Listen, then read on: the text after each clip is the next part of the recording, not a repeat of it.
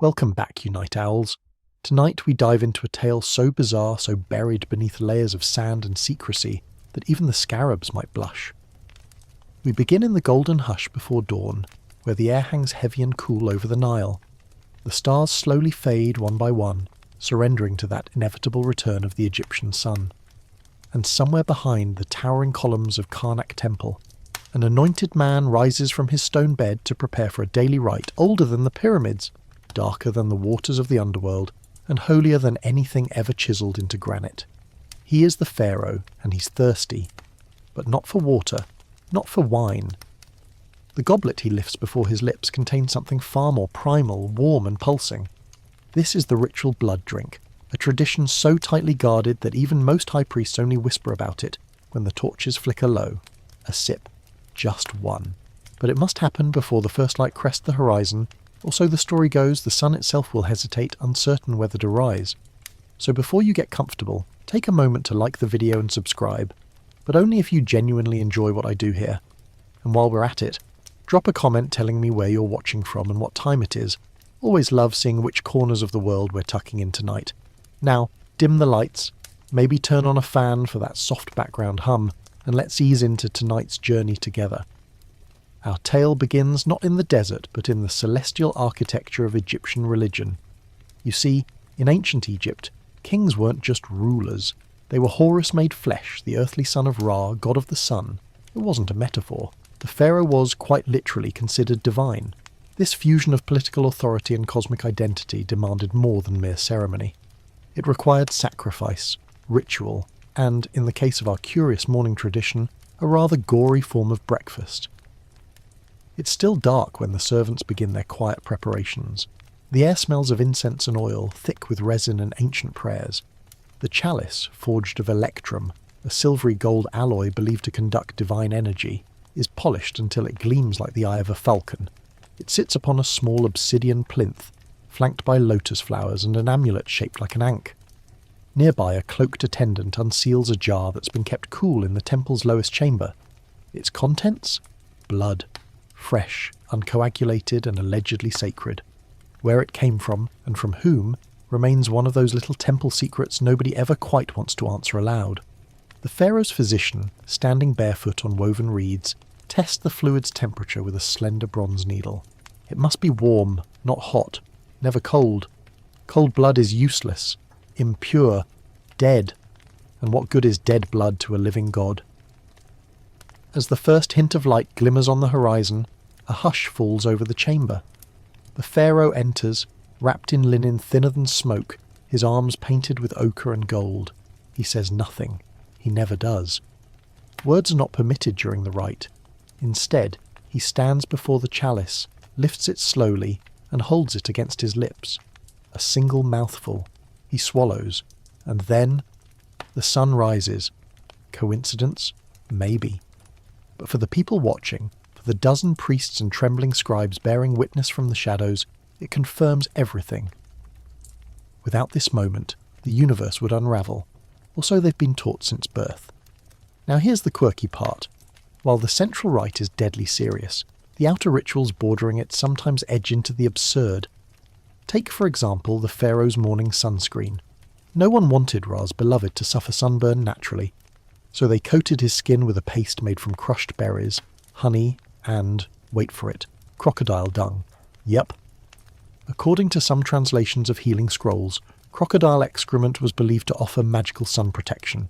Because when you're anointed by the gods, SPF 50 just won't do. Historians, with all their degrees in skepticism, often argue whether the blood was symbolic. Was it really consumed, or was it part of a spiritual metaphor? Maybe it was pomegranate wine, thickened with herbs. But then there's the chilling reality that some royal crypts have been found with preserved jars of a substance that, when tested, contains iron-rich residues suspiciously similar to, well, you know. The answer might lie in that flickering space between myth and record. Ancient Egyptian religion blurred the line between literal and symbolic in ways that still confound us today. Drinking blood could be a metaphor for taking in divine energy, or it could be, quite plainly, what it looked like. The rite itself is unrecorded in most temple inscriptions, which is odd. Egyptians were nothing if not obsessive documenters. Every prayer, every offering, every seasonal flood, carved. But not this. This ritual hides in the margins, in footnotes, in the terrified scribble of one ostracon, a shard of pottery scrawled with hurried glyphs, discovered in a worker's tomb near the Valley of the Kings. It reads, "He drinks. He must. Or the sun sleeps forever." Chilling bedtime mantra, right? And yet, even among the most sceptical researchers, there's acknowledgement that something happened every morning. Something secret, something consistent, something deemed too sacred or too strange to write down. Back to our pre-dawn chamber. The Pharaoh, having consumed the chalice's contents, closes his eyes. A murmur rises from the priest behind him. Not words, but a low rhythmic hum, the sound meant to echo the vibrations of the sunboat as it crosses from the underworld into daylight. The Pharaoh raises his hands, palms outward, and the golden light of dawn catches on his skin. For a moment it works. He does look divine, but even gods have schedules. With sunrise achieved, the rite concludes. The Pharaoh turns and exits without a glance. His attendants sweep in like whispers, clearing the chalice, dabbing away any residue, folding his ceremonial linens into perfumed baskets. Nothing remains, except one very strange tradition that historians still can't quite explain. Here's where the scent of fringe theory enters the room. A handful of scholars, often dismissed by the mainstream, argue that this ritual was connected to a solar energy transference theory, that by consuming blood, imbued with life force, the Pharaoh could anchor the sun's essence in his own body. Sounds wild, right? But when you're a civilization that spends centuries believing your ruler is the literal son of a celestial fireball, maybe it's not so far-fetched. As for modern Egyptologists, they tread carefully. Some admit to finding red-stained stone basins in royal quarters. Others reference coded language in certain papyri. Phrases like the crimson path or sun breath of the vessel. Nobody agrees entirely, which of course only makes the story juicier. It's important to remember that Egypt wasn't monolithic. Dynasties rose and fell. Beliefs shifted. What was sacred under one pharaoh became heresy under another. But the core idea that the king, the god in flesh, must play a part in sustaining cosmic balance never faded, and for at least one dynasty, that part involved blood. So, the next time you marvel at an Egyptian sunrise, picture it. A hidden chamber, a golden chalice, and a god-king savouring his first, and perhaps most vital, sip of the day. The Pharaoh may walk away from the ritual in silence, but the echoes of that morning moment ripple through the day like heat shimmering above desert sand. While the rest of Egypt stirs from slumber, potters lighting their kilns, farmers checking the Nile's temperament, scribes yawning over scrolls, the divine machinery that governs their cosmos has already ticked into motion. All because one man took a sip. This man, however, isn't merely an individual. He is a conduit, a fusion of flesh and deity, revered and feared in equal measure. Pharaoh is not just his title, it's his role in the grand cosmic play. And nowhere is this more evident than in how he is seen by those around him. To the commoners, he is too radiant to look upon. To the priests, he is the fulcrum upon which Mat, the concept of universal order, balances. And to himself? Well, that's where things get interesting. He doesn't see himself as mortal, not fully. Each morning's rite is a confirmation that he is still Ra's vessel. But vessels require maintenance. Power, after all, doesn't flow freely. It demands attention, ritual, and quite frequently, blood. The rite is both affirmation and nourishment. But what about the days he skips it? Are there days he's too ill, too exhausted, or too disillusioned? And if so, does the sun falter? Whispers say yes. There are tales, rare, whispered through cracked lips in smoky back rooms, of cloudy mornings when the sun took too long to rise, or days when the king's face appeared paler than usual and the harvest failed. Superstition, perhaps, but in Egypt, where every shadow can hide a god and every breeze might carry a curse, superstition carries the weight of truth. Let's peel back the gold-leafed layers a bit. The concept of divine kingship in Egypt evolved dramatically over the centuries. Initially, the pharaoh was Horus in life and Osiris in death. Later, he became the son of Ra, a living intermediary between the people and the gods. This wasn't metaphorical. His breath was divine, his words binding, his blood sacred, And if the blood is sacred, then the act of drinking blood, especially in the context of ritual, becomes less a horror and more a spiritual recycling, an offering and an absorption, all in one crimson swallow. Now, you might ask, what does it mean for a god to drink? Is it hunger, ritual obligation, or perhaps desperation? After all, there's something almost vulnerable in the act. Drinking is human. Gods are meant to consume clouds, light, and adoration. Yet here he is, sipping from a cup like any man, though what he drinks separates him from mortals entirely. Inside the temples, inscriptions speak of feeding the gods, with offerings laid before statues, bread, beer, incense, and meat. But for the living god, the offering reverses. He feeds himself in the name of the sun. That reversal is a dangerous line to walk, and not everyone in the priesthood approves. Some sects, particularly those in Memphis and later in Akhetaten, quietly protest the idea that the pharaoh should take in blood. They argue it edges too close to consuming human essence, a domain best left to the dead or the monstrous. Yet the rite persists, hidden in practice, increasingly obscure, increasingly desperate as dynasties crumble and foreign influences seep into Egyptian soil. By the time of the 18th dynasty, a period of empire building and extensive temple construction, the blood ritual becomes less open and more secretive, still present, still whispered, but conducted behind tighter curtains. Ironically, as the state grows more powerful, the king becomes more isolated in his divinity. He's seen less frequently in public. His image, however, multiplies in stone, cold, unblinking, and eternal. One statue in particular, found buried near the base of a Theban temple, shows the pharaoh cradling a cup. His eyes are downcast, his mouth slightly open. Scholars argue endlessly. Is he offering the cup or receiving it? That debate highlights the central tension in this story. Who initiated this ritual? Did the gods demand it? Or did a pharaoh decide one lonely morning that if he truly carried Ra's spark, he should fortify it from within? Imagine that moment. The first sip, the cool stone chamber, the heartbeat pounding against linen, a room so quiet you could hear a mosquito land. Did he feel more powerful afterward, or just more afraid? A curious account from a late-period scribe, buried in a less-travelled corner of the British Museum, tells of a pharaoh who, after decades of sunrise consumption, began to hear voices in the night. Not madness, but guidance, he insisted.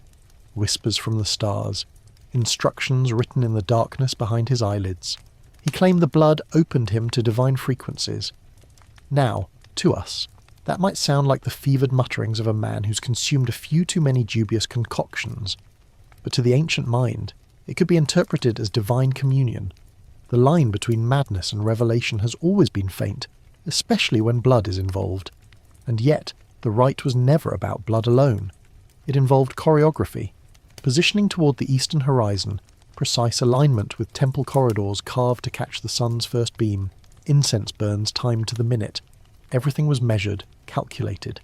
Even the colour of the ceremonial robe, usually white, sometimes deep red, was chosen with astronomical alignment in mind. One priesthood manual speaks of dressing in the spectrum of the rising day. Poetic, yes, but also practical, if you're trying to embody a celestial force. The morning after such a ritual, life continues for the rest of Egypt. Markets open, dancers rehearse. Fishermen return with baskets of shimmering tilapia. But within the palace, the pharaoh sits apart, digesting not just his breakfast, but the immense responsibility of continuing time. Because that's really what's at stake. Egyptian cosmology isn't linear. It's cyclical. Every sunrise isn't just a new day. It's the rebirth of order, a reset button on potential chaos. The sun doesn't rise because of physics. It rises because the pharaoh enables it. Through rituals, sacrifices, and yes, that very strange morning beverage, the wheel keeps turning. The alternative is unthinkable. Night without end. And here's where the stakes heighten. There are stories, long buried, rarely translated, of a morning when the chalice was dropped, shattered on the temple floor. The pharaoh cut his hand retrieving it, and some say he used his own blood to complete the rite. Others say the sun rose weak that day, pale and trembling, casting shadows too long for comfort.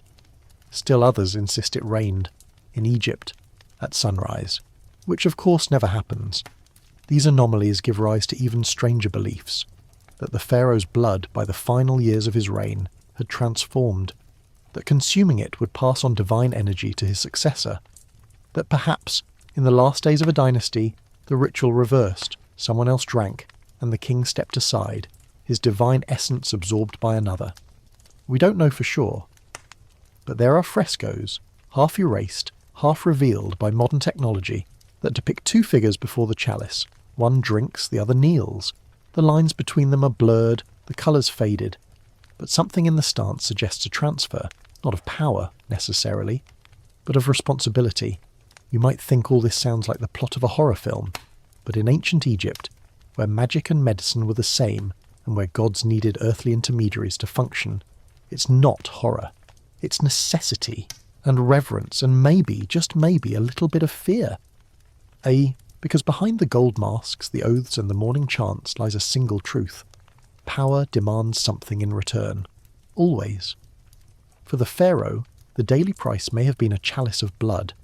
For others, it was belief, devotion, or, depending on which temple you asked, a voluntary contribution to the morning brew. But we're not there yet.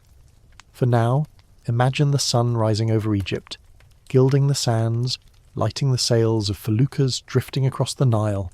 Somewhere, hidden behind veils of incense and stone, a man has just taken a sip of something very old and very sacred. And once again, the universe hums with balance. The sun now rides confidently across the sky, its ascent secured by that silent morning sip. The pharaoh, draped in white linen and fragrant with lotus oil, moves through his day surrounded by courtiers who bow deeply, never meeting his eyes.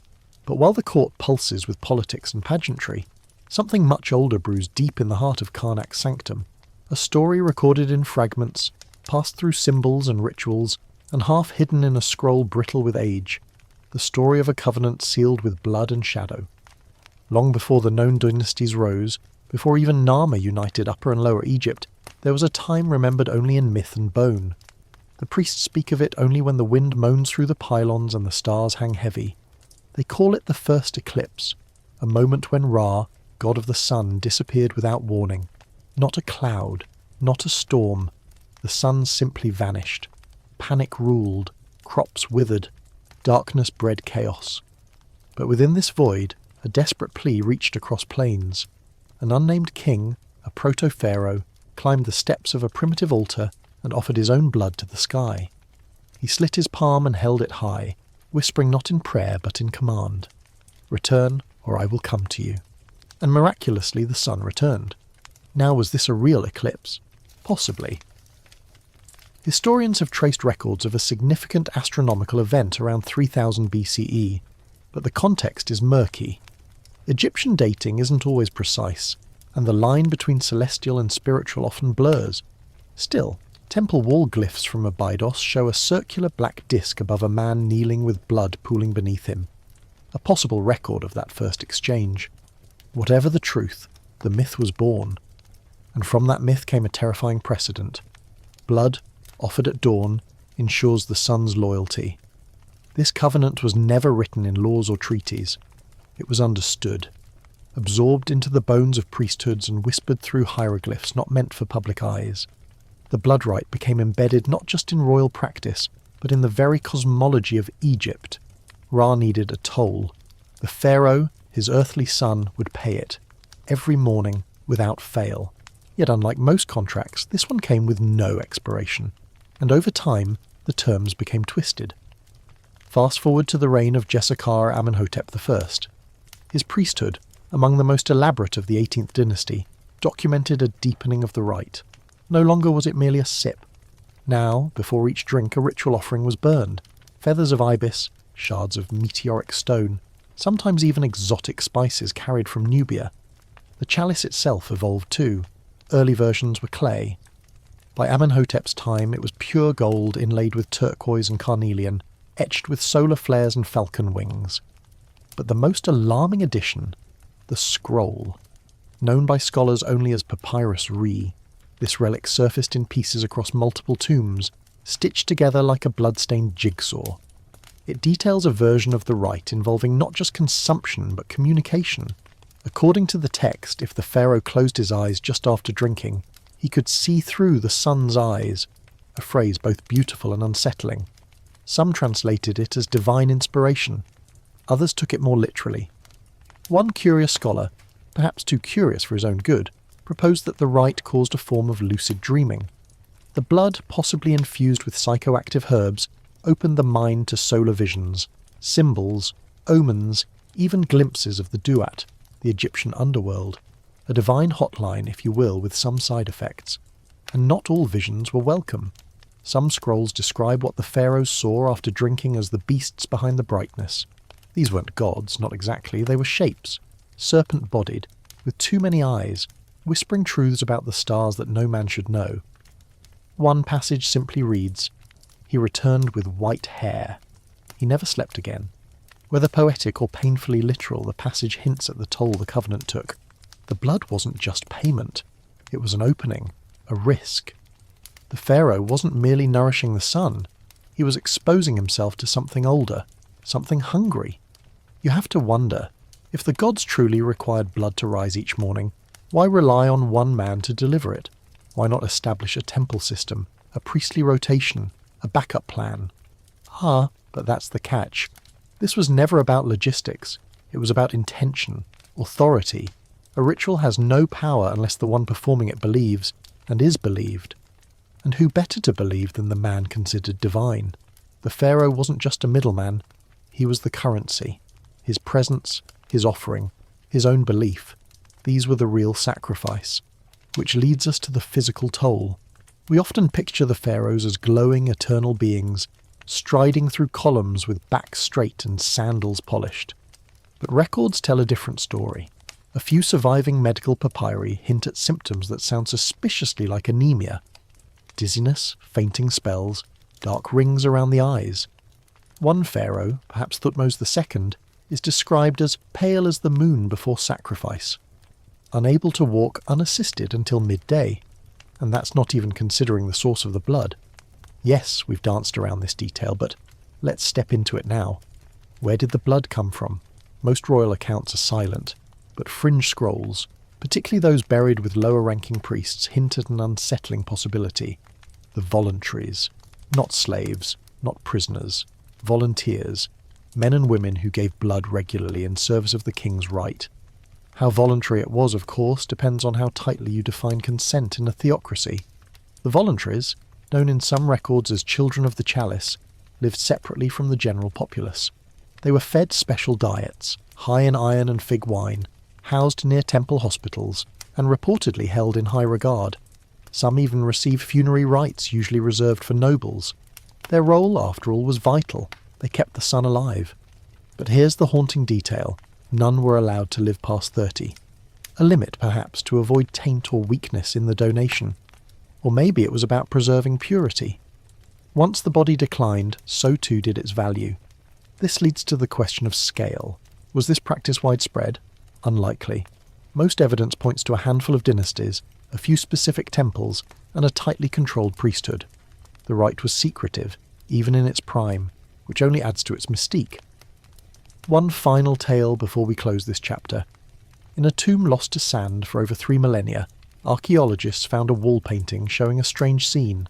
A kneeling man, golden crown in hand, surrounded by red lines flowing into the earth. Above him, the sun disk, not radiant, but cracked. And beneath the disk, a figure with jackal ears and serpent eyes, holding out a chalice. This painting, dubbed The Offering of the Shadow, has no known inscriptions, but its symbolism is potent and deeply disturbing. Some say it depicts a pharaoh who offered not just blood but his soul. Others claim it represents the price of failure, that without the rite the sun shatters and the creatures from beyond slip through. Whether warning or memory, it stands as the most haunting reminder yet of the weight the pharaoh carried each morning.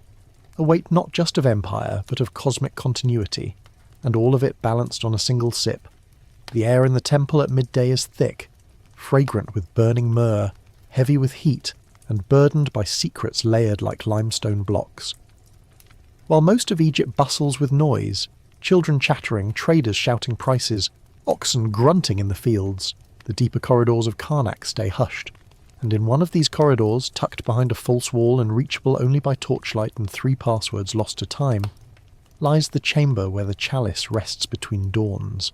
It sits atop a carved pedestal, flanked by 2 carved lions with ruby eyes, their teeth bared in warning. The room is windowless, perpetually dim, illuminated only when a high priest or a trusted initiate visits to clean, polish, or, on rare occasions, refill the cup. And it's here that another layer of ritual takes shape. Because what good is a god's cup if it's not watched, guarded, worshipped? The keepers of the chalice are an elite order, rarely mentioned even in obscure texts. They are called the Sip Guardians. Their sole role is to prepare, protect, and preserve the ritual. They do not question. They do not age among the general population, and they never ever drink from the chalice themselves. But curiosity, as we know, is a stubborn weed, even in sacred gardens. One recorded case found inscribed faintly on the underside of a ceremonial bowl in Luxor tells of a Sip Guardian who did the unthinkable.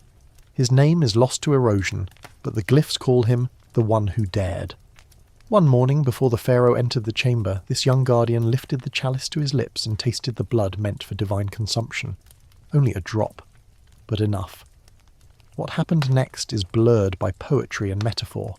The text claims his eyes turned gold with horror, that he spoke in 7 tongues at once, and that his heart beat beyond his ribs seeking escape. Whether these are the ravings of myth or the signs of a powerful hallucinogen coursing through his veins, we'll never know. But one line stands out, etched deeper than the rest. He saw the sun die, and he screamed until the walls bled. No record mentions what became of him, but no other Sip Guardian ever dared repeat the act. That tells you something. Now let's shift our gaze slightly, toward the periphery of the ritual, the strange trappings that orbit the blood drink like moons around a solemn planet. Because while the act itself is grave and hushed, some surrounding elements veer into the questionable. Take, for example, the substances rubbed into the pharaoh's skin before the rite. We mentioned crocodile dung earlier, and yes, that's real, supported by a variety of papyri and archaeological analysis of ancient cosmetic jars. But it wasn't alone. These sun lotions could contain powdered lapis lazuli, goose fat, and even fragments of sacred beetle shell crushed to fine dust. Why? Because each ingredient was thought to possess its own relationship to the sun. Lapis for the sky, beetles for rebirth, goose fat, well, possibly just for shine, and it gets weirder. The pharaoh's feet were often anointed with the milk of a rare white cow born only once every few years, an animal so sacred it was allowed to wander palace gardens freely, draped in garlands. This sun milk, as one scroll calls it, was believed to insulate the king's souls from the dark energies of the earth, because if the blood made him divine, the milk grounded him just enough to survive it. These details sound ludicrous by modern standards, but in a world where every action echoed across the spiritual plane, they made perfect sense. The pharaoh wasn't just performing a ceremony, he was becoming a solar battery, absorbing, transforming, and emitting power. Every surface of his body, every breath and blink had to be optimized for divinity. And this leads us to a remarkable piece of evidence. In 1923, during an excavation near the Temple of Mut, archaeologists uncovered a bundle of tightly wrapped linen scrolls hidden inside a sealed ceramic jar. The texts were decayed and partially illegible, but one fragment stood out. It depicted a ritual diagram outlining the pharaoh's posture during the blood rite, the angle of his head tilt, and, most bizarrely, the direction his shadow must fall as he drank. Shadow alignment. According to this document, the pharaoh's shadow must stretch exactly westward during the rite, never touching the chalice, never crossing the altar's stone base. Why? Because the west was the land of the dead. If his shadow mingled with the offering, it would taint the drink and invite death, not just his, but potentially Egypt's. The instructions are maddeningly precise. Measurements in cubits and fingers, references to stellar positions, the kind of ritual micromanagement that makes a nuclear launch protocol look breezy. And yet, it underscores one unsettling idea. This wasn't superstition. This was engineering, spiritual engineering, designed to ensure the machinery of the cosmos didn't stutter. But despite their meticulous care, the ancient Egyptians were never immune to accidents, or omens. There's a peculiar tale recorded by a wandering Nubian trader, preserved in Coptic script centuries later, about a solar rite gone wrong. The pharaoh, Possibly Seti the Fair was delayed one morning by a sandstorm. The chalice wasn't warmed in time. The blood thickened, congealed, and refused to flow. He drank anyway. The trader, speaking from second-hand gossip and temple rumours, claimed the sun emerged sluggishly that day, and the skies remained hazy, as if offended. That night, jackals entered the city howling on rooftops. Within a week, a strange sickness spread through the royal guard. People called it the curse of the thick cup. Is it true? Probably not. But it shows how deeply intertwined this ritual was with Egypt's psychological stability.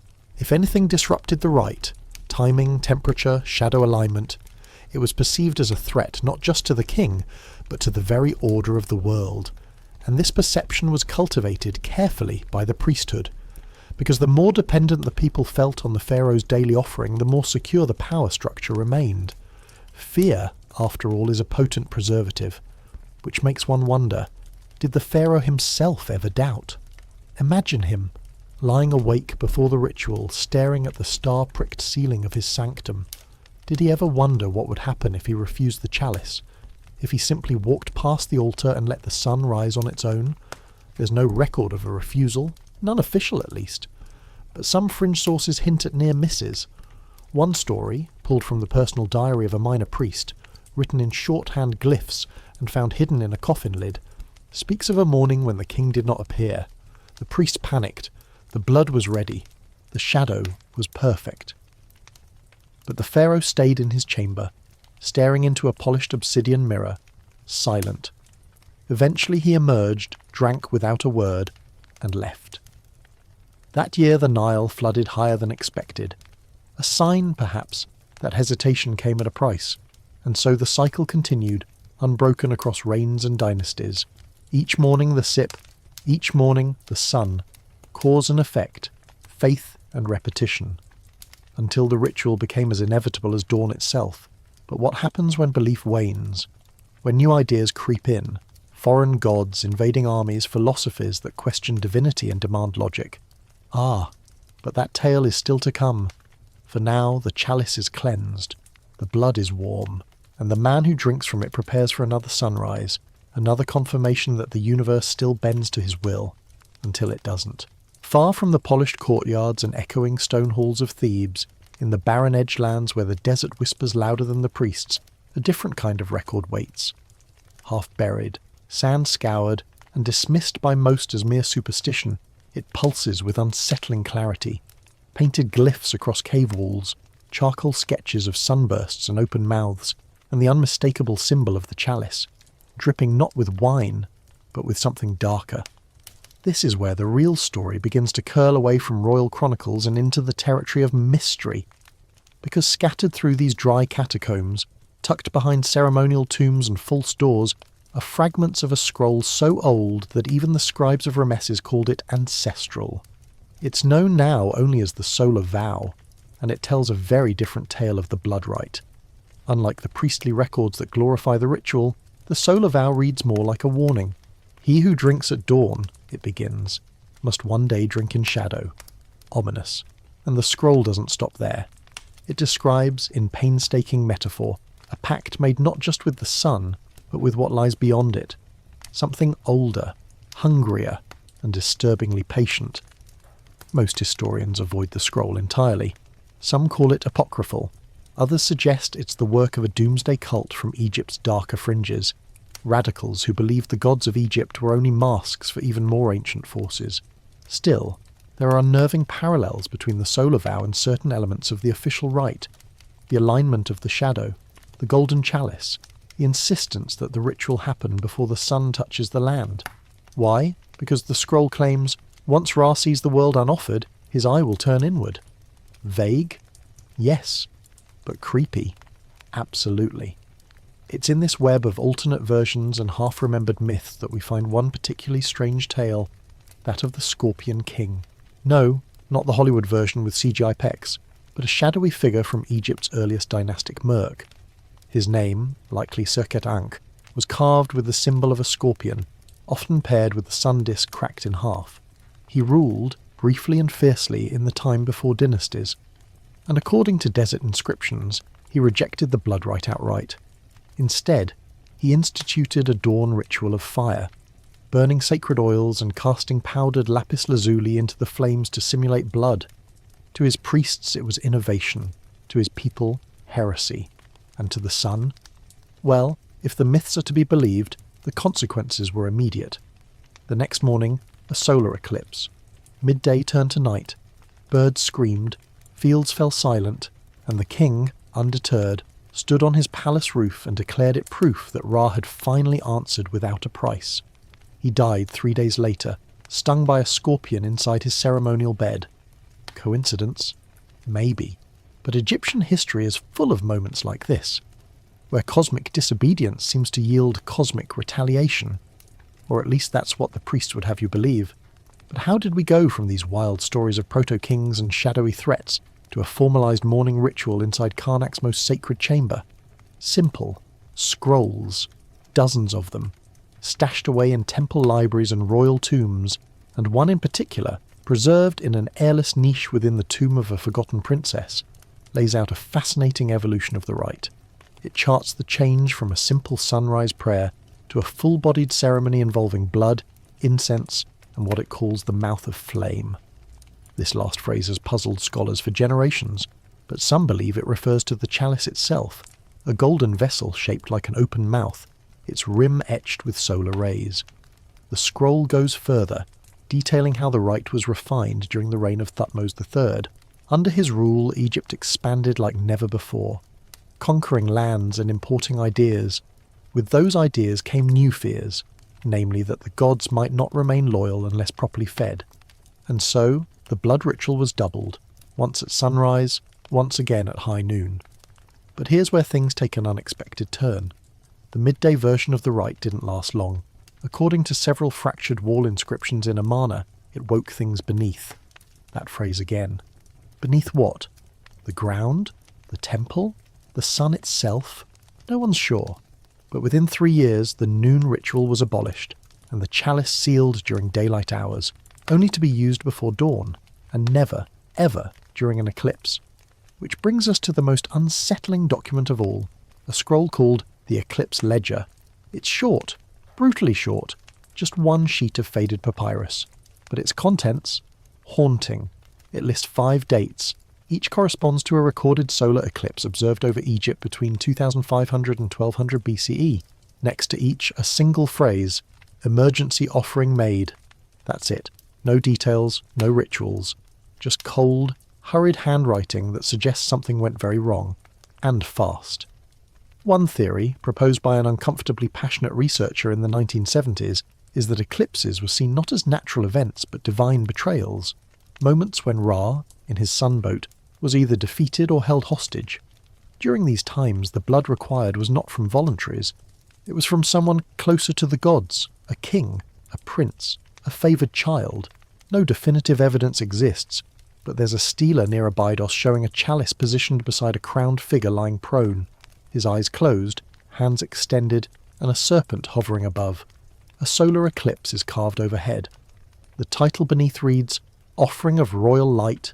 Take from that what you will. And then there's the music. Yes, music. We haven't yet spoken of it, but every morning as the blood rite is performed, a specific chord progression was played on lyres and reed flutes. Always the same.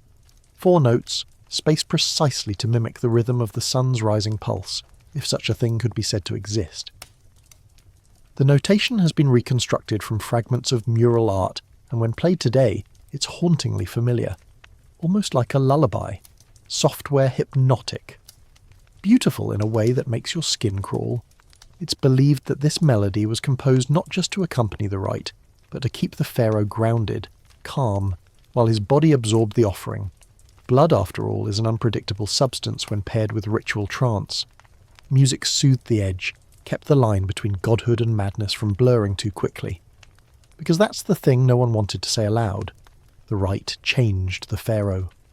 Not just spiritually, physically. Repeated blood consumption, especially over years, can impact the body. Elevated iron levels, bloating, skin discoloration. One foreign envoy, writing in cuneiform back to Assyria, described the Egyptian king he met as having eyes like fire and skin the colour of wet clay. He likely meant it as flattery, but it sounds off. Another account penned by a visiting Libyan emissary called the Pharaoh a man who had never once blinked. Again, possibly poetic, possibly not. What's certain is that this rite, this simple mourning act, wasn't so simple. It was layered, lethal, and deeply sacred. It demanded not just participation, but transformation. Over time, the man who drank from the chalice ceased to be merely a ruler. He became something else, a vessel, a battery, a bright-eyed herald carrying the weight of dawn in his bloodstream. And while the public marvelled at the golden statue of the sun, god Rhea, gleaming atop Karnak's pylon, they never saw the man behind the veil, the one who rose before the servants, who sat alone in the incense fog, who lifted the chalice while the world still dreamed. They only saw the light, never the price. By now we know the Pharaoh drinks, we know when, where, and, possibly, why. But the one question that refuses to die, like an echo in a tomb chamber, is this. Was it real? Not the ritual, clearly some version of it existed, but the blood itself. Was it symbolic? Was it animal? Human? A mix? Or, as some bold scholars have proposed, something entirely different? This debate has ignited countless arguments among Egyptologists, folklorists, and the occasional conspiracy theorist holed up in a dark library corner. But perhaps the most compelling evidence doesn't come from dusty papyri or crumbling frescoes. It comes from the mummies. Yes, the actual bandaged, linen-wrapped remains of the pharaohs themselves. Let's begin with a mummy known for causing more trouble than expected. Pharaoh Seqenenre-Tao. Officially, his body was discovered in the 19th century, badly damaged, his skull cracked in several places. Initially, his wounds were attributed to battle. But when researchers re-examined him using modern imaging, they found something curious. Not just trauma, but evidence of internal damage inconsistent with combat. Particularly, unusual discoloration in the stomach and throat tissues. Analysis revealed high iron content and traces of a reddish, unidentified compound soaked into his esophagus. The official explanation? Possibly ceremonial embalming gone awry, but off the record. A few whispered he drank too much. Of what, no one could say. Then there's Amenhotep II, a pharaoh known for his athleticism and military exploits. His mummified remains, though remarkably preserved, show signs of chronic hemochromatosis, iron overload in the blood, something rare and nearly impossible to detect in ancient remains, yet it's there. Modern tests have confirmed it. Modern. How do you get hemochromatosis before fridges, vitamin supplements, or a diet heavy in red meat? Simple. Drink blood. Regularly. Of course, skeptics argue for genetic conditions, fluke results, contamination, and sure, that's possible. But what are the odds of two separate pharaohs, centuries apart, showing signs that align eerily well with ancient ritual behaviour? And then, of course, comes the strange matter of the red chalice. It wasn't supposed to exist. Most historians assumed it had been lost to time, looted, melted down, or mythologized out of existence. But in 1907, in a quiet corner of the Saqqara necropolis, British archaeologist Charles Benton discovered a fragment of an object unlike anything previously catalogued. Carved from what appeared to be hematite, a dark, blood-coloured stone, the fragment bore the unmistakable image of the sun disk flanked by two cobras. Below that, a rim inscribed with glyphs too worn to fully translate. Only two symbols remained visible, one meaning life, the other mouth. Together they might be read as the mouth of life. Sound familiar? Benton naturally lost his mind. He declared it the true chalice, or at least a version of it. But before he could publish more than a brief letter to a London journal, he died. Sudden illness, fever, nightmares. His assistant, a young man named Francis Marsh, described Benton's final days as haunted by voices from the sand. Marsh eventually left archaeology altogether, never speaking publicly about what they found again. The fragment now sits in a drawer at the Cairo Museum, quietly labelled Unknown Ritual Vessel. So let's step back for a moment. We have physical evidence of possible blood consumption in royal remains, a mysterious chalice fragment with eerie iconography, a scroll explicitly describing blood drinking as central to cosmic maintenance, and at least 5 documented eclipse events followed by emergency offerings.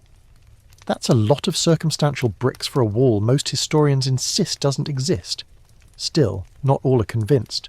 One prominent Egyptologist, let's call him Doctor, published an exhaustive rebuttal claiming that the blood-drinking theory misunderstands Egyptian metaphor. In his view, the crimson cup refers to sunrise itself, with the pharaoh drinking light and offering his attention. To support this, he points to wall carvings where rays from the sun extend into the king's nostrils and mouth.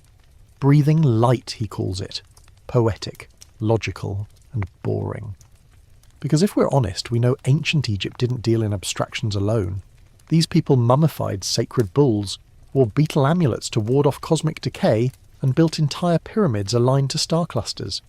Their spiritual system was tactile, visceral, and deeply invested in doing as much as believing. So, if the texts say the pharaoh drinks blood, and if the remains show signs consistent with that act, maybe we take it at face value. At least that's what one renegade group of researchers did in the 1980s, operating mostly off-grid, funded by private donors and one extremely eccentric French countess. They called themselves the Order of the Crimson Path. Their mission? To reconstruct the ritual. They recreated the chalice. They sourced blood. Animal, they insisted. They timed their rites to pre-dawn hours, followed ancient dietary rules, and even replicated the musical scales mentioned in scroll fragments. They didn't publish, not academically, but they did leave notes. And those notes, leaked to a fringe journal in 1992, describe a curious sensation during the ritual. One researcher wrote, "The moment the blood touched my lips, I felt the sun in my bones. My heartbeat aligned with its light." Another claimed to have dreamt of falcons and rivers of fire. Again, maybe they were just cold, hungry, and a bit theatrical. But the level of detail they recovered, uncanny. Some of their translations even predated formal discoveries, made years later by institutions with better funding and less drama. So what does all this mean? Maybe the ritual was literal, maybe it wasn't. Maybe it began symbolically, only to shift into physical form as generations tried to outdo their ancestors in divine devotion. Or maybe the earliest kings really did strike a deal with the stars. Regardless, what we know for sure is this. Something happened every morning. A chalice was lifted, a substance was consumed, and an empire breathed easier knowing the sun still rose. And that brings us to the final chilling layer of this debate. What if the blood didn't nourish the king, but something else? Some modern fringe theorists propose that the ritual wasn't about the sun at all, that it was a misdirection, that the pharaoh, in those silent, incense-soaked dawn hours, was feeding an entity hiding beneath the solar mythos, a parasite cloaked in radiance, a hunger hidden in holiness. They point to repeated references in minor temple records to the one beneath the horizon, a name that doesn't appear in major deity lists. In one damaged scroll, this being is said to drink the breath of kings. In another, only blood stilled its eye. Creepy? Yes. Conclusive? Number. But one final artifact might tip the scales. Hidden in the vaults beneath the Bibliotheca Alexandrina is a broken statue, unclassified and never displayed. It shows a figure, human in shape, sun disk overhead, but the face is obscured by long serpentine tendrils carved into stone. At its feet is a chalice, and above that, a single hieroglyph etched deeper than all others, Marut, devourer. Whether metaphor or memory, the message is clear. The ritual had layers. Publicly, it honoured Ra. Privately, it maintained balance. And secretly, perhaps, it appeased something ancient. But that's a theory for another section. For now, let's sit quietly in the temple's darkest corner. The incense burns low, the stars begin to fade, and the chalice waits, ready to be lifted once more, heavy with old promises. Night drapes its velvet shawl over the Nile, and the stars begin their slow dance, reflected faintly in the black mirror of the river. The temples sleep, their pillars casting long shadows across deserted courtyards, and the air cools to a whisper. But in a sealed laboratory deep beneath the Egyptian Museum in Cairo, modern minds crack open a puzzle that predates electricity, democracy, and even the concept of history as we know it. This is where we meet the mummies again. Not just admired through glass or dusted for academic journals, but actively studied, scanned, tested, and in some cases gently sliced open in search of truth. And what they've revealed, silently, over the last few decades, would have chilled even the hardiest of Egyptologists. Take, for example, the case of Userkaf, founder of the 5th dynasty. His tomb at Saqqara had long been thought unremarkable. Typical architecture, a few damaged reliefs, minimal treasure. But his body, discovered in a nearby shaft in 1997, told a stranger story. His internal organs, preserved separately in alabaster canopic jars, showed remarkable levels of hemoglobin degradation, far more than usual for mummified tissue. Initial theories pointed to embalming errors, but under chemical analysis, his stomach contents revealed microscopic remnants of foreign red blood cells, cells not genetically matching his own, someone else's blood. Consuming another person's blood is already a taboo so ancient it predates recorded law, but to find scientific evidence of it in the remains of a king buried with ceremony and honour, it caused a quiet panic. Of course, the museum didn't go public with this, at least not initially. Internally, the find was logged as anomalous. The research team was rotated, but rumours spread fast. One assistant, later dismissed under mysterious circumstances, leaked portions of the internal report to a fringe anthropology blog, where it was largely dismissed as a hoax. Still, the patterns continued. Another pharaoh, Sobekotep IV, of the obscure 13th dynasty, was exhumed in 2010 during a survey expedition near El Lahoun.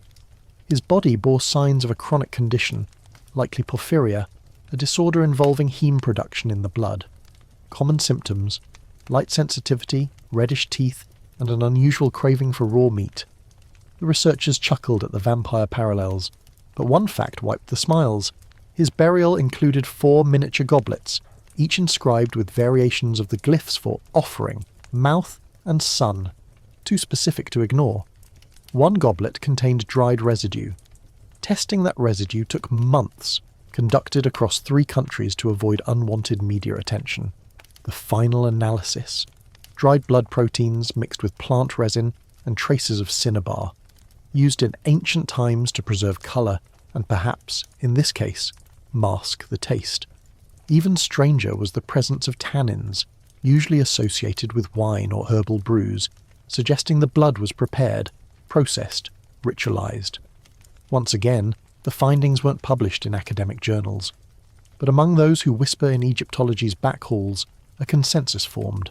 Something was happening in those pre-dawn rituals, something that involved ingestion, intention, and possibly a transfer of essence. But if the blood wasn't just symbolic, if it truly mattered, who was providing it? This brings us to the unsettling history of the blood harvesters. They were never mentioned directly in temple carvings, but their presence is woven through the margins. In administrative papyri, one finds curious notations: daily draw, consumable volume, and in one fragment, chillingly, selected youth return to the source. The youth in question, likely orphans, servants, or individuals raised within temple enclosures, trained for a life of silent devotion. In the Old Kingdom, some temples included what were termed vital chambers, small, sterile-looking rooms near the inner sanctum. For decades, their purpose was unknown. But in 2003, a preservation team restoring wall murals in one such room near Dendera noticed something odd. Painted bowls with red contents, pale figures reclining, and priests holding curved knives, not in aggression, but precision. It suggested an assembly line, not of death, but donation. Of course, many want to believe the blood was drawn from animals, cattle, goats perhaps, and sometimes, yes, it was, particularly in later dynasties when Egypt adopted more overtly symbolic practices. But earlier eras, there's mounting evidence that humans provided the ritual fluid. Willingly. That depends on whom you ask. Some texts describe the donors as children of the flame, chosen for purity, prepared for the rite with months of isolation, special diets, and spiritual instruction. Their blood, it was believed, held more solar essence if the body was unspoiled by fear, hunger, or worldly distraction. Others, more bluntly, refer to harvesters' lists, inventory documents that tally not offerings but people, ages, weights, draw frequency. Most disturbing is one scroll fragment, badly burned but partially legible, that reads, "The third vessel would not still, screamed, fouled the basin, rejected by Sipmaster." It suggests that not all blood was usable, that it had to meet divine standards. and that someone, a sip master, was responsible for quality control. Who were these sip masters? Likely a specialised priesthood, equal parts alchemist, doctor and theologian. They monitored purity, directed the harvest and ensured the blood was properly warmed, filtered, and perhaps even mixed with additives. A typical morning rite required precise conditions. Impure blood might offend the gods, or worse, fail to nourish the sun. And then what? We know that even a single skipped ritual caused panic. Stories from the late 20th dynasty describe temple riots during a solar eclipse when the ritual could not be performed due to foreign invasion. One account, smuggled out by a fleeing priest, describes the scene. The sky wept ash. The priest covered their eyes, the cup lay shattered, and the day turned to rot. Whether metaphor or memory, the fear was real. Blood wasn't just a ritual, it was insurance, continuity. Without it, the world could spiral into chaos. But there's another, darker theory that haunts the corners of academic discussion. What if the blood wasn't just to appease the sun? What if it was to feed something? Not Ra, not Horus, but a parasite bound to the chalice. A thing without name, housed in gold and silence, awakened only at dawn. A god not of light, but of hunger masquerading as salvation. The theory originates from the Scroll of the Veiled Flame, a banned papyrus allegedly discovered in 1899 and quickly confiscated. It describes a being who wears light like a robe, but bleeds shadow when thirsty. It lives, the scroll says, inside the cup. And once the Pharaoh drinks, the god drinks too, through him, from him. Some researchers dismissed the scroll as fiction, a parable, but its imagery recurs across multiple temples. A flaming mouth, a figure with fingers like candles, eyes dripping gold, always near the chalice, always reaching. What could it mean? Maybe nothing. Maybe it's just the fever dream of a civilization obsessed with balance and death and rebirth. But maybe, just maybe, the Pharaoh wasn't drinking to honour the gods. Maybe he was drinking to keep something sealed, to nourish it just enough to remain dormant, satisfied, waiting. It's a theory best left at the edge of thought, where reason fades and ritual rules. But it lingers, like the taste of iron on the tongue, sharp and primal. Tomorrow the chalice will rise again, filled, warmed, lifted, and once more the sun will rise. But perhaps not only because the Pharaoh drank, perhaps because something else drank through him. A golden thread unravels through history, winding from the innermost sanctums of Karnak to the blood-soaked sand beneath anonymous altars. And stitched along that thread are the names of the forgotten, the ones who didn't drink, but were drunk. You see, not everyone in ancient Egypt could approach the chalice. In fact, almost no one could. Its touch was reserved exclusively for the Pharaoh, the god-king, but the contents, that was another matter entirely, because someone had to provide it. They were never given official names in the grand stele. Their faces were rarely sculpted. Their lives weren't honoured in song. But if you peer closely into the private records of temple administrators and grain counters, yes, the true bureaucrats of eternity, you begin to see outlines of a caste. The blood providers. They were not slaves. That would have been beneath the dignity of the ritual, nor were they nobles. Their blood, it was believed, would carry the weight of ambition and impurity. Instead, they were something in between, selected from among orphans, street children, or low-born youths with unusual physical traits. Clear skin, steady heartbeats, rare eye colours, chosen for symmetry, for silence, and above all for willingness. This is where things get murky, because while temple records speak of offering initiates and solar volunteers, the tone is less about choice and more about destiny. These children, often given new names upon selection, were raised within temple enclosures. Their food was monitored, their thoughts moulded. They were taught hymns, calisthenics, and silence. A scroll from the Temple of Kom-Ombo, brittle but legible, details the process. At the 5th flood, the child is named anew.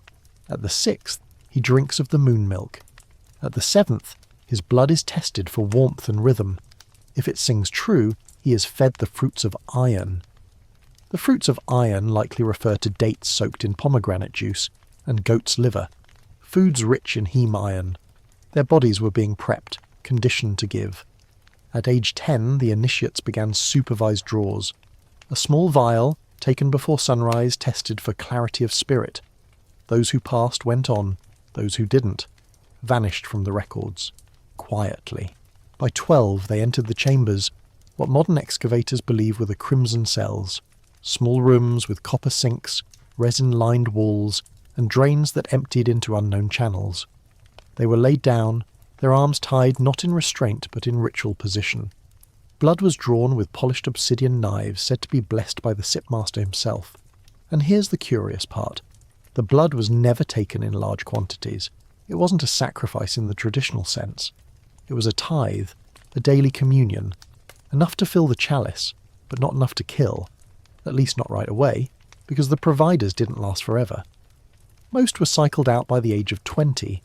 The lucky ones were released into temple service, their roles redefined as scribes or incense grinders, but many simply disappeared. A papyrus fragment discovered in a midden heap near Amarna reads, "The 19th vessel has run dry. Prepare a successor." It's a clinical statement, cold, functional. These weren't children to the temple. They were vessels, renewable, replaceable, sacred. Still, a few names survive. One, Mehenet, appears in multiple documents. She's listed as provider of the third dawn, which suggests a particularly high honour. Her blood was used on 3 consecutive days when the pharaoh was ill, and the usual donor rotation failed. Afterwards she was given a ring, engraved with the Eye of Ra, and permitted to live among the outer priestesses. A rare retirement and perhaps a gesture of genuine gratitude, or perhaps she was simply too useful to waste. Another, Hekenu, is recorded in a mural fragment found in the remains of a temple near Elephantine. He is depicted with a cup raised to his lips, not drinking, but exhaling into it. Scholars argue over this imagery.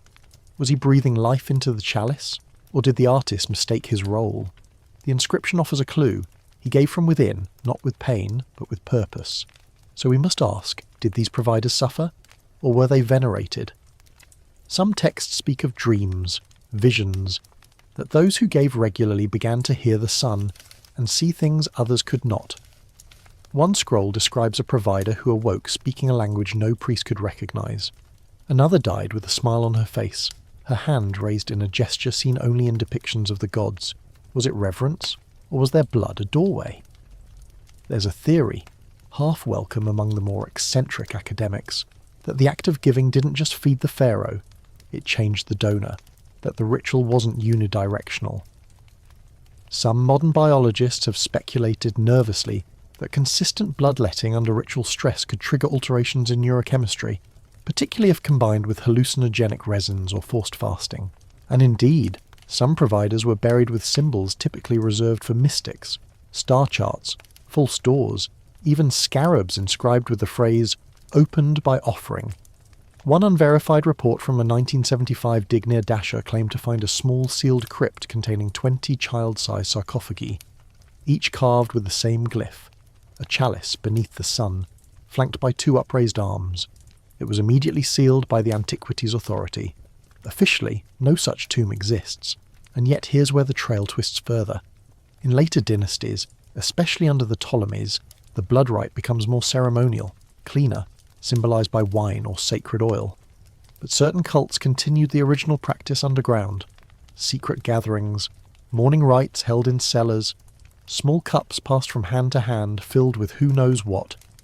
One Greco-Roman historian, writing under the pseudonym Aulus Simmerus, attended one such rite disguised as a priest. His account, largely dismissed as fantasy, describes a child anointed in gold walking backwards to the altar, a blade of crystal, a cup that shimmered without light. The drinkers did not blink. Their eyes were too full of stars. Make of that what you will. The truth is, for centuries these providers walked the thin line between reverence and exploitation. Were they honoured for their role in sustaining cosmic order? Absolutely. But were they also used, their bodies treated as living reservoirs? Yes. And yet, some of them believed, truly, deeply believed, not just in the gods, but in the rite, in their own importance. One fragment from the Book of the Crimson Path reads, "When I give, I am Ra's echo. When I bleed, the world spins. I am the cup and the river and the flame." These weren't empty words.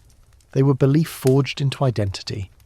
We like to imagine ancient people as superstitious, naive, but what if they were simply devout in a way we've forgotten, willing to hurt for something they couldn't fully explain, because the alternative, a world without sun, without order, was too terrifying to imagine?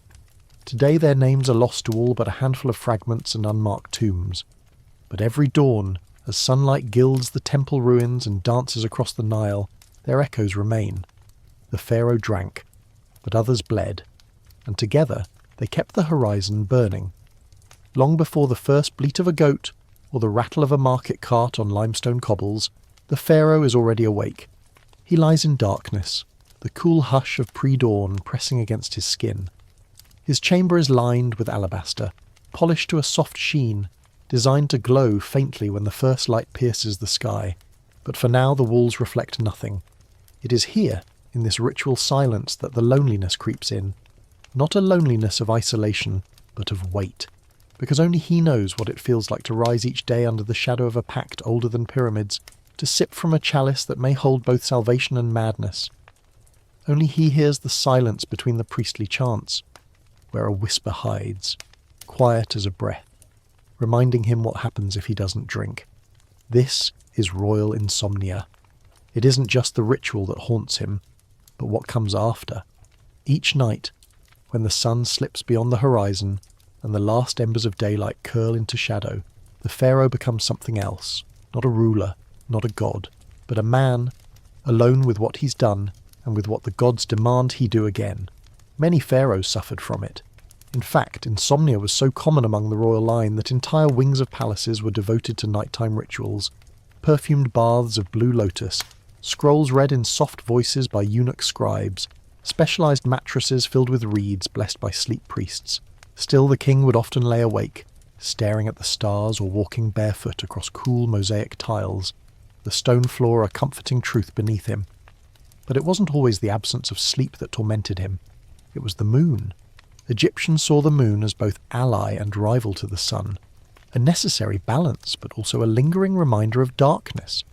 To the common people it governed tides, fertility and crops. To the pharaoh it was a mirror, and sometimes a threat. When the moon was full, casting silver light across the columns of Karnak, the blood rite felt futile. Ra had already left. The pharaoh had nothing to offer, no light to summon, and yet the chalice still waited. It was on these nights that visions came. Records carved discreetly into the base of Assyrian statues speak of kings who saw things in moonlight. Eyes in the sand, voices rising from beneath the Nile, shapes crawling across the horizon with too many arms. One pharaoh, perhaps Ramesses IV, allegedly built a hidden room beneath the Luxor temple specifically to pray the visions away. Its walls were painted black, no offerings were burned, only silence was observed. But silence rarely keeps the gods away. These night terrors, known colloquially in temple lore as duat whispers, were believed to be messages from the realm of the dead. Or perhaps not messages at all, but warnings. Some claim they were echoes of the soul being stretched too thin by the daily rite, that each sip of blood didn't just nourish, but removed something. A toll, a sliver of self shaved away with each swallow. This brings us to an intriguing artifact, a small ivory tablet found near the ruins of a priest's house in Deir el-Medina. Carved in tight spirals, it tells the story of a pharaoh who, unable to sleep, took to wandering the necropolis by night. He sought counsel from the dead, whispered to the sealed tombs, asked them what the sunrise cost. Eventually he stopped drinking. The sun, according to the tablet, still rose, but the king deteriorated. His skin grew mottled, his voice cracked. He claimed he saw things others could not, people walking backward, temples collapsing in reverse, lions with human hands. He died after 19 days. The next pharaoh reinstated the rite. Historians still argue whether the ivory tale was allegory, propaganda, or a dramatization of political disobedience. But its survival, intact and hidden, speaks volumes. Someone believed it was true enough to protect. But back to the insomnia. Several scrolls from the Temple of Hathor detail dream treatments prescribed to royal insomniacs. These include inhalation of blue lotus vapor mixed with honey, listening to chants sung in the star scale, a musical tuning derived from the Orion constellation, massages with oils made from crushed fireflies, yes, fireflies, collected at night and believed to hold fragments of starlight. Sleeping beneath a net of bronze threads, meant to repel spiritual interference. One prescription, attributed to the physician Ankamun, recommends placing a basin of milk and blood at the foot of the bed so the spirits may drink instead. A chilling image, and perhaps a glimpse into the psyche of a king who feared the chalice might not just feed gods, but tempt other things to follow him home. Lunar guilt, then, was a heavy part of royal life. Guilt over the providers, over skipped rites, over those strange nights when the moon lingered too long, as if watching. One anonymous pharaoh, buried without name in a broken tomb near Asyut, left behind a single inscription scratched into the side of a sarcophagus lid. I drank. Still, it watched. I bled. Still, it circled. Some believe this refers to the moon. Others think it was the eye of Ra, jealous, unblinking, furious. But the question remains, what exactly did the pharaoh see when he closed his eyes? Some said he saw the sunboat, Ra's vessel, as it passed through the underworld each night. The ancient myth describes this journey as a battle, Ra facing the serpent Apophis, who tries to swallow the sun and drag it into eternal night. Every morning sunrise is proof that Ra won. But for the pharaoh, these weren't just myths. They were lived realities, nightmares so vivid that priests recorded his screams in the margins of temple scrolls. One priest, in a private letter, never meant for the public eye, writes, "He dreams of coils, fire in the sand. He speaks the serpent's tongue." Oh, was it metaphor? The descent of a tired mind? Or did the blood, taken daily over years, really open some gate in the mind? Did it make the pharaoh more divine, or just more vulnerable? We'll never know for certain. But what's clear is that sunrise came at a price beyond ritual. It eroded, slowly, softly, like wind over stone, until the god-king, once luminous and sculpted in gold, became a man again, haunted, hollow-eyed, whispering into darkness, waiting for a cup that always returned. And yet he never stopped, because to stop was to gamble with the sun. So, night after night, the pharaoh drifted through his palaces, insomniac, torchlit, half-shadow, listening to the wind move through stone colonnades, watching the moon draw silver scars across the desert, and always, always hearing the faint clink of a golden cup waiting in the dark. The chalice glimmers again before sunrise. Steam coils from its rim like smoke from a sacrificial flame. Though the room is still and the air remains cool, the pharaoh stands before it, the linen of his robe barely rustling.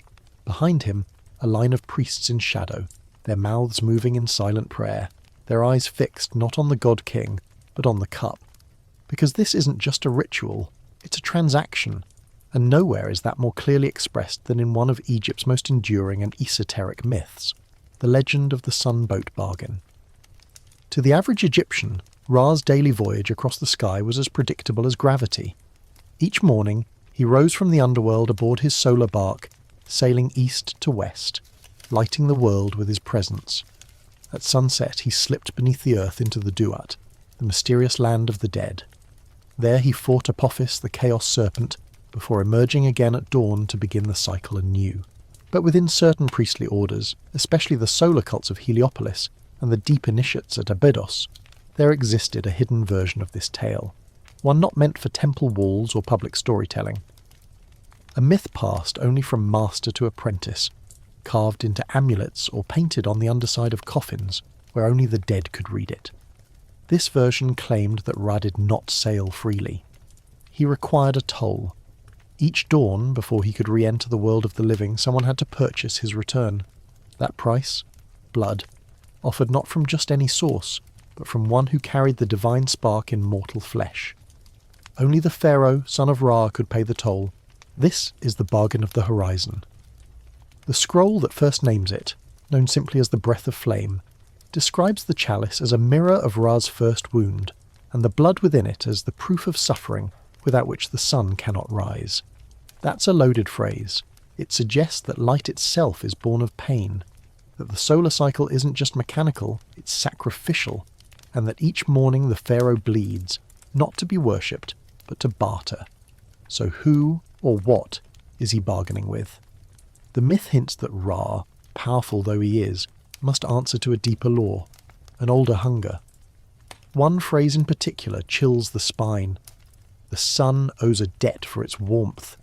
It suggests a power behind the sun, a shadow beneath the light, demanding repayment for each day the world is spared darkness.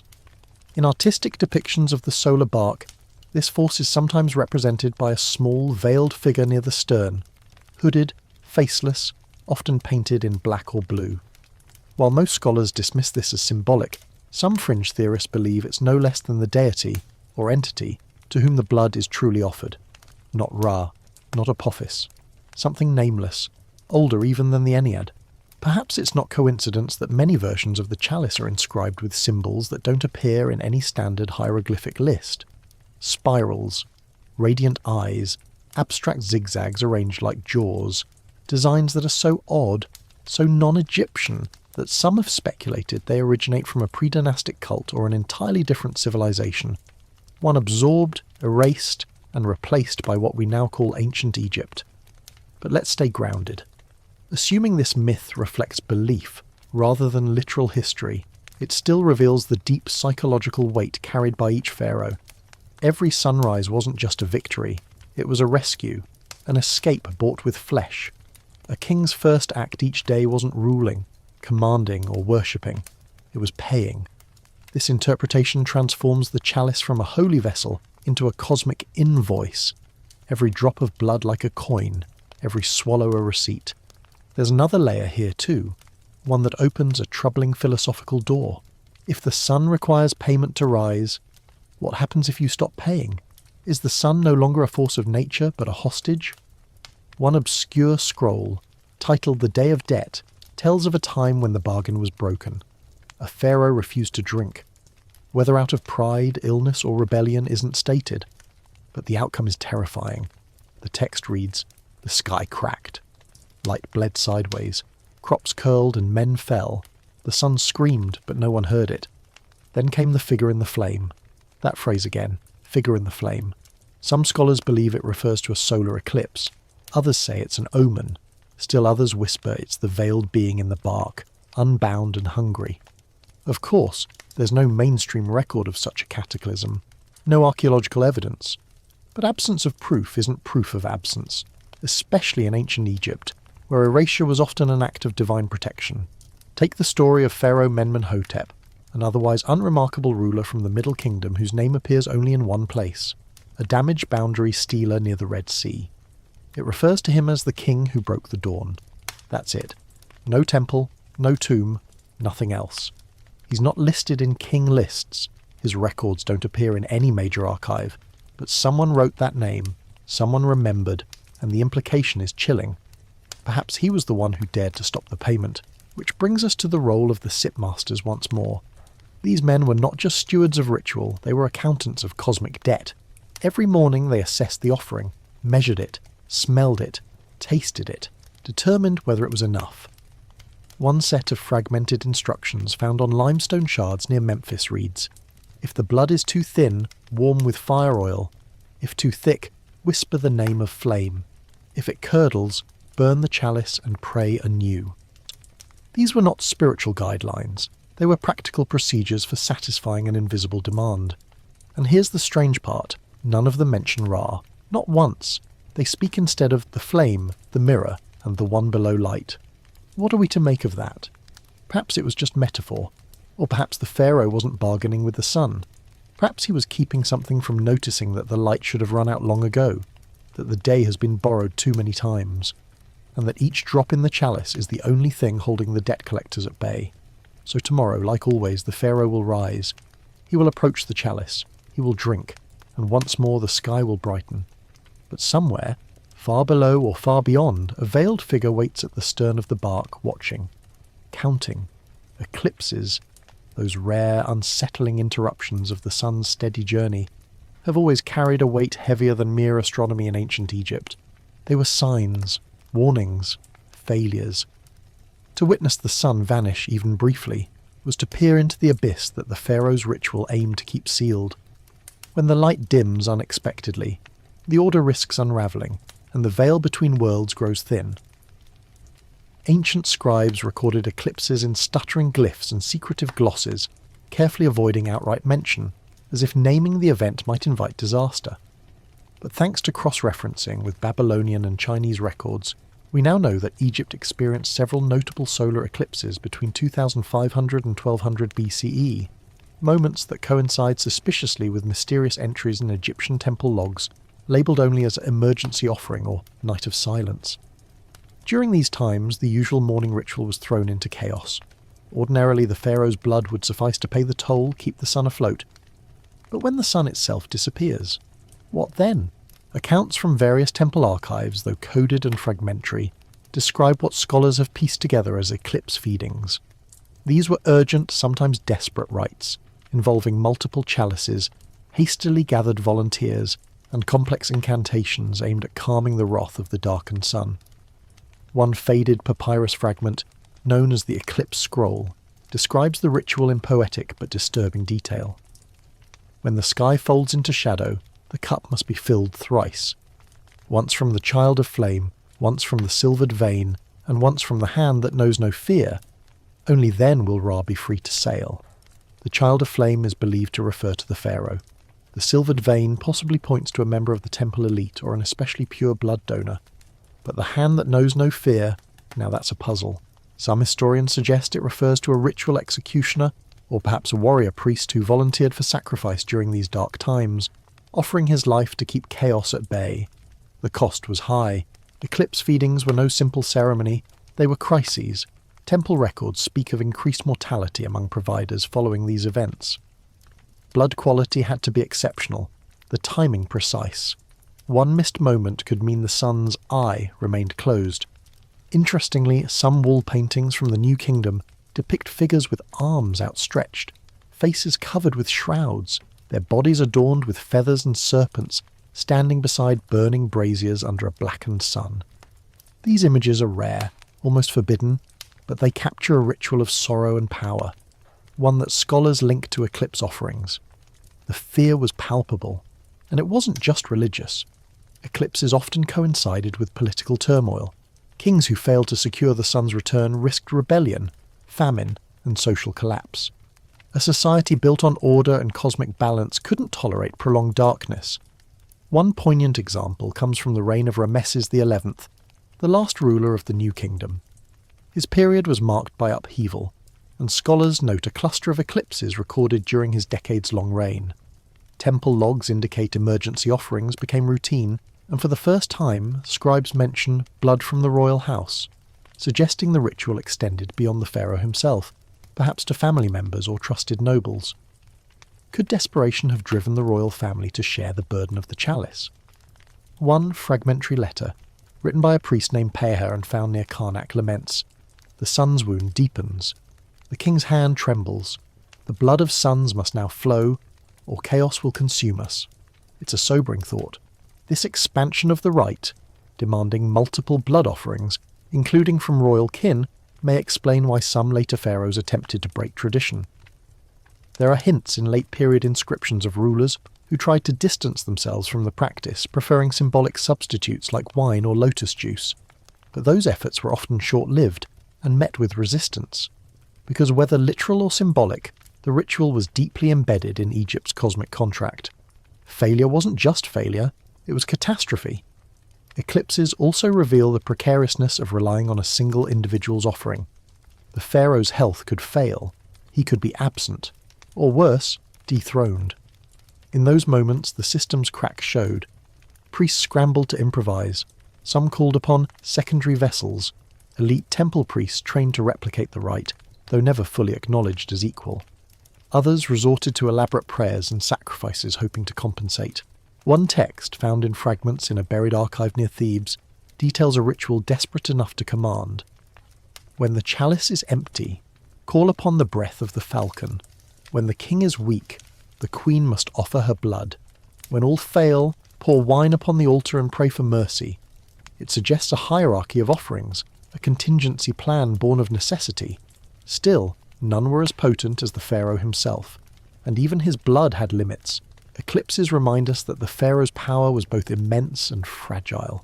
The sun's disappearance symbolized the thin line between order and chaos, divinity and mortality. It's no wonder the ritual never evolved into a public spectacle. It was too dangerous, too sacred, too closely tied to survival itself. In fact, some scholars argue that the extreme secrecy surrounding eclipse rites fueled legends of a hidden king, a shadow monarch who administered the darkest rituals in silence, away from prying eyes. This figure, if he existed, would be the true guardian of the sun's journey, far beyond the ceremonial face of power. In the end, eclipses stand as stark reminders of the Pharaoh's vulnerability and the cosmic stakes of his daily sip. The sun would rise, again and again, but behind that light lay a shadowed debt, repaid with crimson and whispered prayers. In the dim light of the temple's inner sanctum, away from the grandeur of statues and the watchful eyes of the court, a scribe hunched over a rough papyrus scroll. His fingers trembled, not from age but from fear.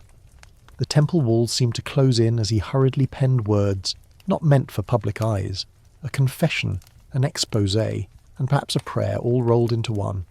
He was a scribe like many others, but unlike most, he bore witness to secrets no ordinary hand was permitted to touch.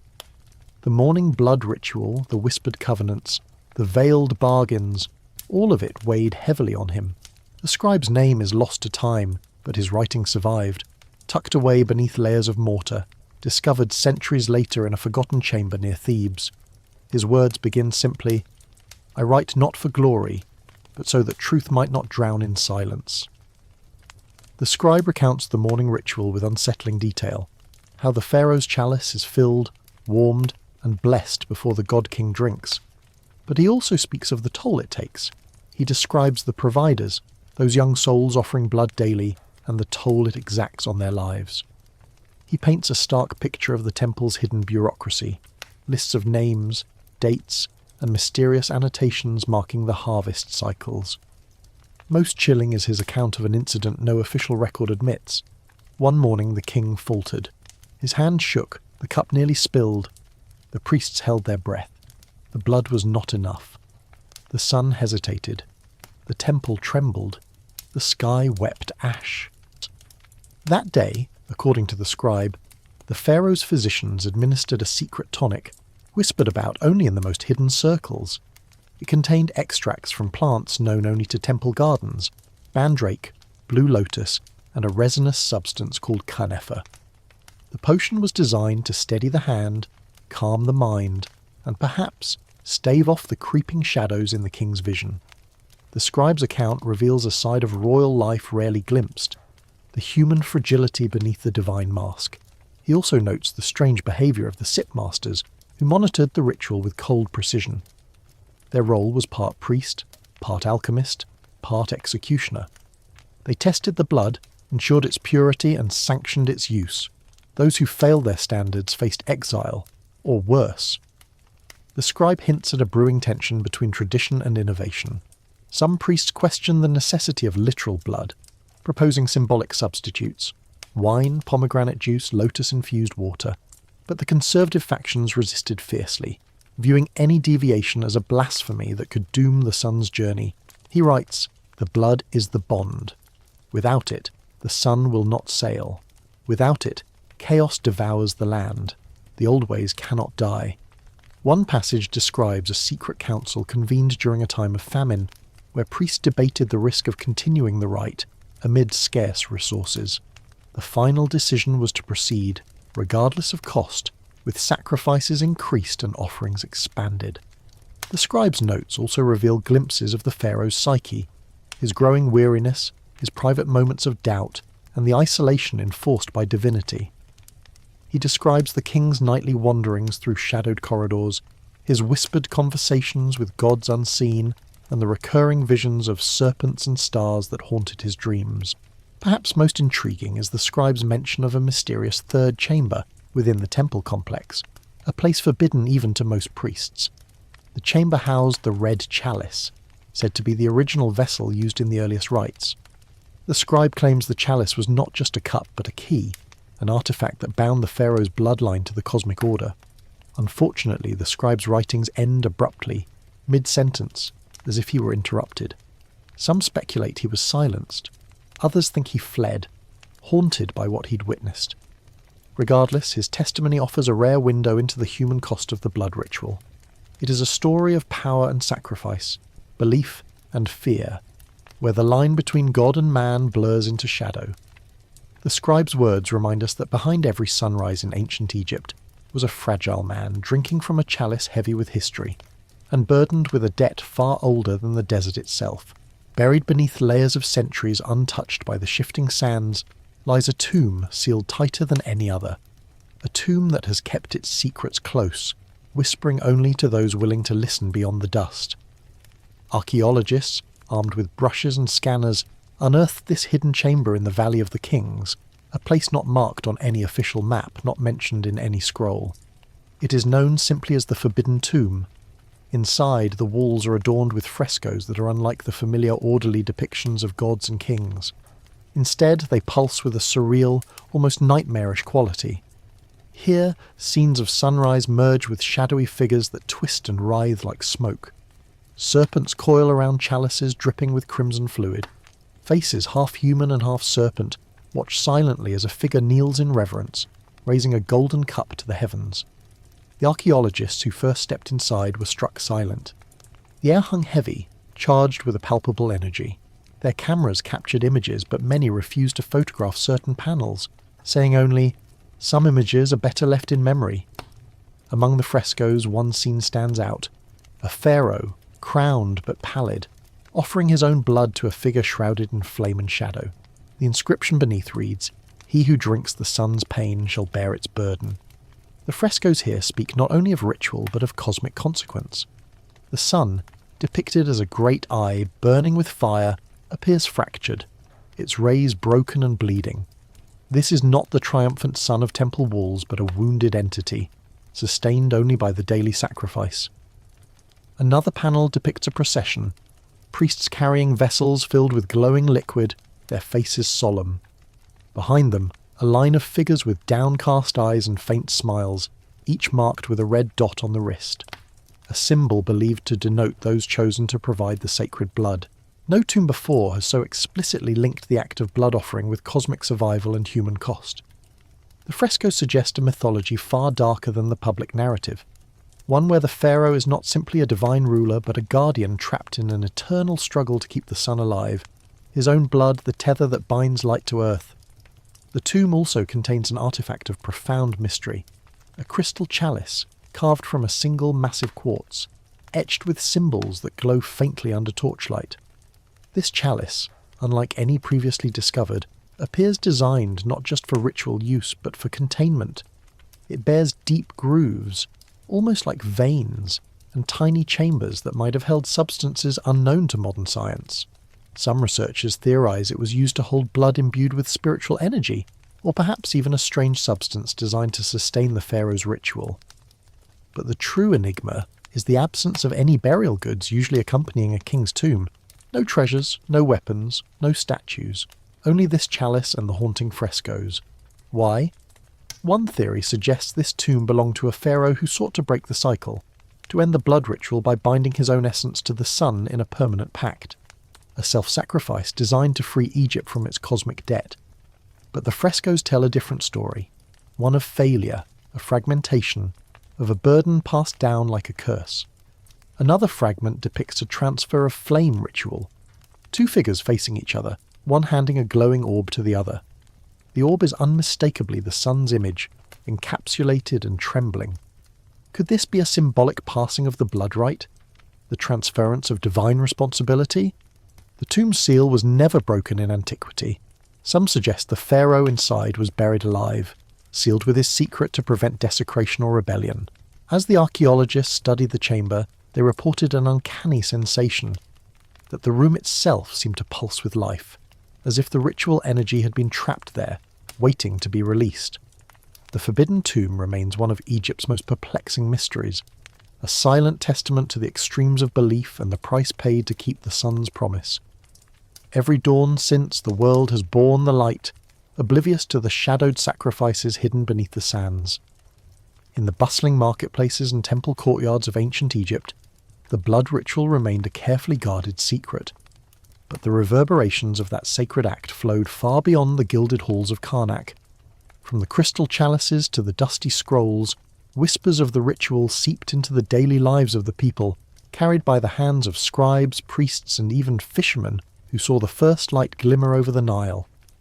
The preparation of the sacred drink was as intricate as the ritual itself. Behind closed doors, alchemists and priests worked tirelessly to perfect the mixture that would nourish both king and cosmos. This was no mere blood. It was a complex concoction, a blend of physical and spiritual elements designed to maintain balance between the mortal and divine.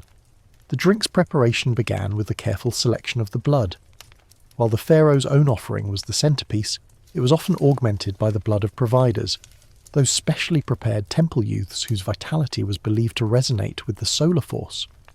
The blood was collected with meticulous care, immediately mixed with herbs, resins, and sometimes rare minerals to preserve its purity and imbue it with sacred potency.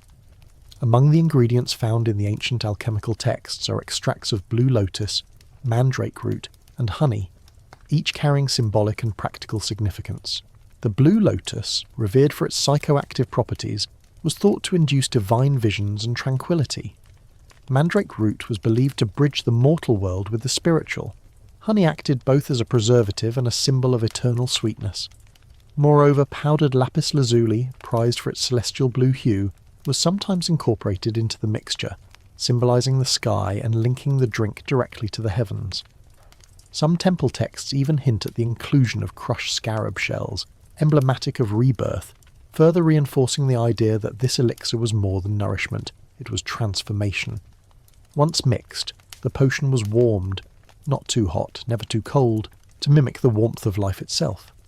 The chalice, often made of gold or crystal, was carefully prepared.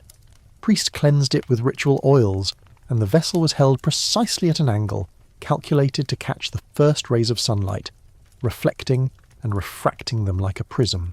This visual element was as much a part of the rite as the drink itself, reinforcing the connection between the liquid, the pharaoh, and Ra.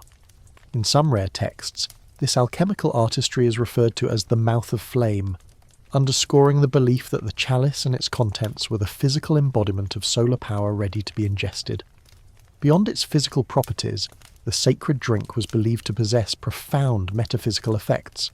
Consuming it was said to awaken the Ka, or spiritual double, within the pharaoh, heightening his connection to the divine realm. It was a moment where flesh met spirit, a blending that reaffirmed his role as mediator between gods and men. The drink's psychoactive potential is supported by references to trance-like states following its consumption.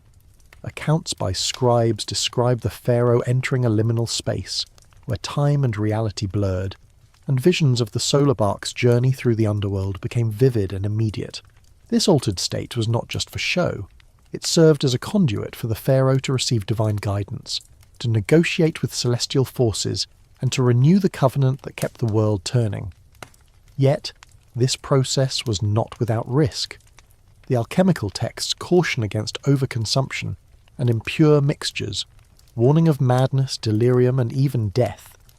The sip masters, those temple alchemists who oversaw the preparation and administration of the drink, wielded enormous power and responsibility. Their expertise was vital to maintaining the delicate balance between enlightenment and destruction. In a particularly evocative passage from a late-period papyrus, the sipmaster warns, "Let the flame be tempered, the blood pure. Too fierce a fire consumes the vessel, too weak a flame allows darkness to seep." The symbolic weight of this statement encapsulates the precariousness of the entire ritual. Over time, as dynasties rose and fell, and as foreign influences seeped into Egypt, the sacred drink evolved. The literal consumption of blood gave way to symbolic substitutes: wine, pomegranate juice, and lotus infusions, allowing the ritual to persist while adapting to changing beliefs and ethical norms. Yet, even as the physical ingredients changed, the spiritual essence remained. The ritual's core purpose endured: to bind the pharaoh to the sun, to ensure the dawn, and to reaffirm the cosmic order. Today, fragments of these ancient recipes and rituals survive only as cryptic notations in temple archives or faint residue in ceremonial vessels. but they offer a tantalizing glimpse into a world where science, spirituality, and sovereignty were inseparable, where the alchemy of blood and light sustained not just a king, but an entire civilization. With the blood ritual etched into the very fabric of Egyptian cosmology, it's no surprise that the physical and metaphysical toll on the pharaoh was immense. The morning sip wasn't merely a symbolic act, it was a crucible that forged a divine identity, but one that exacted a price often hidden beneath layers of gold and silk. To understand this cost, we must step into the pharaoh's private chambers, far from the eyes of the court and the sprawling city. Here, the pharaoh's physicians, skilled in an ancient blend of medicine, magic, and observation, worked tirelessly to maintain the king's health against the strain imposed by his divine duties. The medical papyri reveal a wealth of treatments designed to combat ailments likely exacerbated by the daily blood ritual. Symptoms such as chronic fatigue, anemia, insomnia, and neurological disturbances appear recurrently in descriptions of royal ailments. Remedies range from herbal tonics to elaborate bathing rituals, all aimed at preserving the pharaoh's vitality. One particularly revealing text, the Book of Healing Winds, prescribes a regimen of reed juice mixed with myrrh and lotus extract to strengthen the heart and steady the hand, a likely response to the iron depletion and psychological strain linked to the blood consumption. Another scroll, the Breath of Life, suggests that specific massage techniques using oils infused with frankincense and cedarwood help to alleviate tension and restore balance to the body's energies. But beyond physical care, the physicians were also guardians against spiritual exhaustion. The ritual's psychoactive elements, combined with the weight of divine responsibility, often led to episodes of delirium and visions. The king's mind was a battleground where divine inspiration and madness danced dangerously close. The physician's role extended to monitoring the pharaoh's dream states, interpreting nightmares as omens and prescribing counter-rituals to ward off malevolent spirits. Among these were the nightly offerings of incense and the placement of protective amulets beneath the king's pillow, inscribed with spells from the Book of the Dead. Despite these precautions, some pharaohs exhibited signs of what modern scholars speculate could have been a form of ritual psychosis, periods of withdrawal, muteness, or erratic behaviour coinciding with intense ritual cycles. A fragmentary inscription from the tomb of a court physician describes the king's battle with shadows and his reliance on the red drink to sustain his courage. Physicians also faced the challenge of managing the after-effects of the blood rite, what might be called the divine hangover. Symptoms included nausea, headaches, and disorientation, often requiring restorative treatments such as rest in darkened chambers and the consumption of herbal infusions. One curious prescription involved the use of the blue lotus flower, known for its mild sedative properties, combined with honey and wine, a concoction believed to soothe both body and soul. Interestingly, these medical treatments highlight a sophisticated understanding of the interplay between physical and spiritual health. The ancient Egyptians recognized that the pharaoh's well-being was not solely a matter of the body, but intrinsically linked to his divine role and the cosmic order he upheld. This holistic approach extended to the royal diet, meticulously planned to support the king's unique needs. Foods rich in iron and nutrients such as liver, figs, and pomegranate seeds were staples. Special attention was given to hydration and the avoidance of foods believed to provoke spiritual impurity. Yet despite these efforts, the physical burden remained heavy. The chronic loss of blood, combined with the psychological weight of divine duty, meant that many pharaohs faced shortened reigns and premature decline. Some historians speculate that the ritual's demands contributed to political instability, as weakened rulers struggled to maintain control over their realms. However, the ritual also conferred immense power and legitimacy. To the people, the visible toll on the pharaoh underscored his sacrifice and dedication. His frailty became a testament to his divine connection, inspiring awe and obedience. In this delicate balance between strength and vulnerability, the pharaoh embodied the paradox of God and man, a living vessel of the sun's power sustained by blood, burdened by duty, and forever intertwined with the cycle of dawn and darkness. As the sun rises each day over Egypt's timeless landscape, it illuminates not only the grandeur of temples and pyramids, but also the hidden sacrifices woven into the fabric of a civilization that reached for the heavens, sip by sacred sip. As the sun arcs over the horizon, casting long shadows across the Nile's fertile banks, a quiet unrest simmers beneath the surface of ancient Egypt's seemingly unshakable order. This tension is not born of foreign invasion or famine alone, but of a growing question that gnaws at the very heart of the Pharaoh's sacred right. Could the sun's daily price be too high? The cycle that once seemed eternal began to fray, and with it a rebellion stirred. Not of swords or armies, but of voices. Among the temple priests and royal courtiers, murmurs circulated of those who dared to question the necessity of the blood ritual. Were the endless sacrifices, of providers, of the king himself, truly the will of the gods, or were they the chains forged by tradition, binding Egypt to an ancient fear? One of the most notable uprisings of thought emerged in the late New Kingdom, a time when Egypt's power was waning and foreign influences crept closer like shadows at dusk. It was then that a clandestine movement, later called the Jackals at the Horizon, began to challenge the established order. Named after the cunning scavengers believed to herald the coming of chaos, this group was composed of priests, scribes, and even minor nobles who saw the blood ritual as a blight, an archaic custom that threatened the nation's survival. They advocated for a return to symbolic offerings, light, incense and prayer, eschewing the corporeal demands of bloodletting. Their argument was simple but radical. The sun's power was not dependent on mortal sacrifice, but on faith and cosmic balance itself. However, such dissent was dangerous. The priests who held the ritual's secrets wielded immense influence, and they viewed the Jackals as heretics. Records from the period, often oblique and censored, hint at purges and disappearances within temple ranks. One fragmentary inscription describes a cleansing of shadows from Karnak, believed to reference a crackdown on the movement, yet the Jackal's message resonated with many. Among the populace, stories of overburdened providers and weary kings gave rise to whispers of revolt. Some even claimed that the pharaohs themselves were becoming mere puppets, drained by a ritual that no longer served the gods, but the ambitions of a privileged few. The rebellion was not merely ideological. It had practical consequences. Temple records indicate disruptions in ritual schedules, missing offerings, and delayed ceremonies, events that, in the eyes of the faithful, threatened the sun's ascent. These irregularities coincided with poor harvests, droughts, and social unrest. The stakes were high. To suppress dissent, the priesthood doubled down on secrecy and control. Access to the blood rite was restricted further. The providers' ranks narrowed to the most loyal and isolated youths. Propaganda portrayed the pharaoh's ritual as the linchpin of cosmic order, framing rebellion as tantamount to inviting eternal darkness. Amid this turmoil, some pharaohs attempted reform. One such ruler, possibly Amenhotep IV, later known as Akhenaten, embraced a radical religious shift, focusing worship on the Aten, the sun disk itself rather than traditional gods. His reforms de-emphasized the blood ritual, favouring symbolic light and personal devotion. Akhenaten's reign, however, was short-lived and controversial. After his death, the old order was swiftly restored, and his religious innovations branded heresy. This episode underscores the peril inherent in challenging sacred tradition.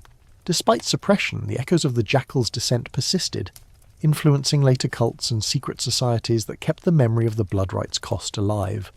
Archaeological evidence suggests that underground rites continued in hidden chambers and private gatherings, preserving elements of the original ritual in symbolic or altered forms. This subterranean continuity hints at a deeper truth, that even in rebellion, the bond between blood and sun could not be fully severed. The legacy of the Jackals at the Horizon is complex, a mixture of courage, conviction, and cautionary tale. They remind us that every sacred tradition, no matter how ancient or powerful, is subject to the currents of change and the questioning of those who carry its weight. As Egypt's deserts shift with the winds of time, the story of descent and devotion entwines, a silent testament to the fragile balance between faith and power. And so, the blood flows on, the sun rises still, but beneath the horizon, the Jackals wait. It was a dawn like no other, when the horizon blushed deeper than usual, and whispers swept through the courtyards of Thebes. A pharaoh dared to defy the ancient covenant. His name was Seti-Penre, little remembered now, yet his story echoes through the dust as one of boldness, tragedy, and change. Seti-Penre ascended the throne during turbulent times. The empire was strained by external pressures, the blood rite growing ever more burdensome. Providers were scarce, the king's health fragile, and the priest's grip tightening. Yet, beneath the crown's glitter, Setepenre nursed a dangerous thought. What if the blood ritual was not divine decree, but mortal chain? Historians debate the accuracy of surviving texts, many fragmentary and biased. But one surviving papyrus, unearthed in the ruins of a temple near Luxor, paints a compelling portrait. It describes Setepenre refusing the sacred sip one morning, breaking the silence that had bound kings for millennia. According to the document, the king arose, pale but resolute. The chalice was presented crimson within, warmed by incense smoke. Yet he turned away. The priest gasped, the sun stalled, and the land held its breath. The immediate consequences were dire. Crops failed, the Nile's flood receded unnaturally, and a shadow fell over the court. Fearing divine wrath, Setepenre's advisers implored him to relent. But the pharaoh remained steadfast, questioning not just the ritual, but the entire cosmic order it upheld. This act sparked a crisis unlike any before. Temples trembled, priests debated, and rebellion flickered in the hearts of both nobles and commoners. Setepenre's refusal was not simply personal defiance. It symbolized a rupture, a challenge to the foundational myth of Egypt's divine kingship and the sun's sovereignty. Yet, the ritual's power was entrenched. Legend says that in desperation, Setepenre agreed to a compromise, to transfer the sacred responsibility to a trusted heir, his young daughter, Meritamen. The transfer ritual, rarely documented, involved the sharing of blood, a physical and spiritual passing of the solar mantle. But the burden was too great. Meritamen, barely a child, fell ill. Her health declined rapidly, a fate that some scholars attribute to the ritual's demands and the psychic weight of divinity imposed too soon. The king's defiance and his daughter's decline fueled political factions. One group demanded a return to tradition, another advocated for reform, and a third whispered of abandoning the blood rite altogether. In the end, Setepenre's reign was brief. Official records gloss over his defiance, referring instead to a restoration of cosmic balance by his successor, Amenhotep V. But the impact of his challenge lingered. Some scholars argue that Setepenre's rebellion initiated subtle shifts in ritual practice, introducing symbolic substitutes, refining the timing, and incorporating more spiritual emphasis. Others see it as the beginning of a slow erosion of the old order, culminating centuries later in the complete abandonment of blood offerings. Archaeological finds support these theories. Vessels once used for blood are replaced by those inscribed with lotus and honey motifs. Temple walls feature new prayers emphasizing light and breath over sacrifice. Yet Setepenre's story is more than historical footnote. It encapsulates the tension between tradition and change, duty and humanity. In defying the chalice, he forced Egypt to confront its deepest fears, the cost of divinity, the price of survival, and the possibility that the sun might rise without blood. Today, Setepenre is remembered not as a god, but as a man, flawed, courageous, and bound by a legacy heavier than gold. And as the sun rises each morning, his shadow lingers, a reminder that even the most sacred traditions can be questioned, challenged, and transformed. In the centuries that followed the last pharaoh's reigns, as Egypt's temples fell silent and the desert reclaimed its monuments, the blood ritual, once the lifeblood of cosmic order, faded into obscurity. Yet its echoes persisted, woven into myths, whispered in secret cults, and hidden beneath the layers of history like sediment beneath the Nile's silt. Fast forward to the modern era, where dusty museums and grand libraries house relics of that ancient covenant. Chalices cracked with age, papyri curled and brittle, and faded frescoes hinting at a once vital ceremony. Here, scholars debate, enthusiasts speculate, and curious minds explore the tangled web of ritual, power, and sacrifice. The legacy of the Crimson Cup lives on in surprising ways. In certain obscure modern spiritual movements, elements of the blood ritual resurface, adapted and reimagined. Groups claiming lineage to ancient Egyptian mysteries perform symbolic rites at dawn, cups raised in homage to the sun, calling upon lost gods and celestial energies. Museums display chalices with reverence, inviting visitors to wonder what power once coursed through their vessels. Scholars publish papers arguing over interpretations, while fiction writers weave tales inspired by the enigmatic ritual, its mystique a wellspring for creativity. But beyond the fascination lies a deeper truth. The story of the pharaoh who drank blood before every sunrise is a tale of humanity grappling with its place in the cosmos, seeking connection, meaning, and continuity in a world defined by cycles of light and shadow. It's about sacrifice, both literal and metaphorical, about power that demands price, about the fragile balance between order and chaos, life and death. And it's about the stories we tell to make sense of the unknown. As the sun rises today over Cairo's bustling streets, over the ancient ruins and the winding Nile, it carries with it a silent memory. A memory of chalices lifted in shadowed chambers, of blood mingling with incense and prayer, of kings who bore the weight of the world in their veins. So, as you prepare to close your eyes tonight, remember this. The dawn is not just light returning. It is a promise kept across millennia, a covenant renewed with each sip, each breath, each heartbeat. And somewhere, in the quiet spaces between myth and history, the pharaoh still drinks. Now, as our journey winds gently toward its close, let's soften the pace.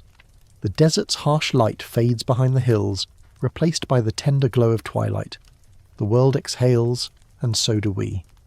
Tonight we've traced a story ancient and strange, a tale of blood and sun, sacrifice and survival. It's a reminder that beneath the gleaming gold and towering pyramids lay human hearts, beating with hope and fear, strength and fragility. The pharaoh's chalice was more than a vessel. It was a symbol of the delicate thread that ties us all to the cycles of nature, to the endless dance of darkness and light. And while the rituals of long ago may feel distant, their echoes remain, whispers carried on the wind, shadows flickering in firelight, and the ever-present rising sun that greets us each morning. So as you drift into sleep, imagine the quiet chambers of Karnak, the flicker of torches, the murmur of ancient prayers, and the steady hand raising a golden cup to lips that once held the fate of a world. Rest now in that calm, that connection. The sun will rise again, as it always has, and the stories of yesterday will carry you gently into dreams. Good night, and sweet dreams.